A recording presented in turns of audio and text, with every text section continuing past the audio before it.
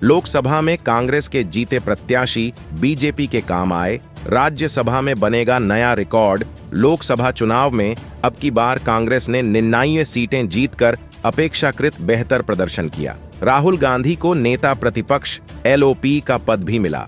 इसका लेकिन एक नुकसान आने वाले राज्यसभा चुनावों में पार्टी को होने जा रहा है। दरअसल कांग्रेस के कई राज्यसभा सदस्यों ने लोकसभा का चुनाव लड़ा और जीत हासिल की।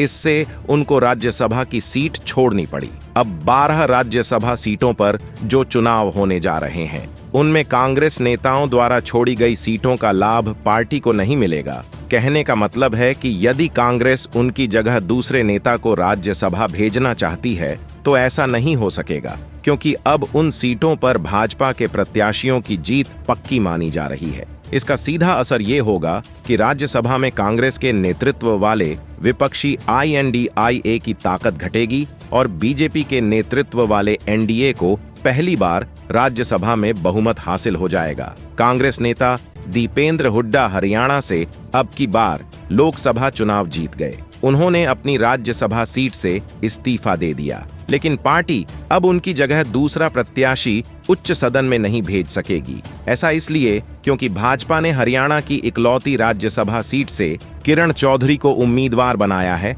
और कांग्रेस ने अपने संख्या बल को देखते हुए प्रत्याशी ही नहीं उतारा। यानी किरण चौधरी निर्विरोध जीत जाएंगी और कांग्रेस के हाथ से ये सीट फिसल जाएगी।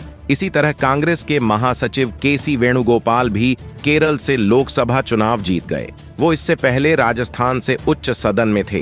बीजेपी ने वहां से रवनीत सिंह बिट्टू को प्रत्याशी बनाया है, लेकिन कांग्रेस ने कोई प्रत्याशी नहीं उतारा, यानी सीट बीजेपी के खाते में जाएगी। इसी तरह बिहार में राजद नेता मीसा भारतीय भी राज्यसभा से लोकसभा पहुंच गईं। इस सीट का लाभ भी NDA को मिलेगा।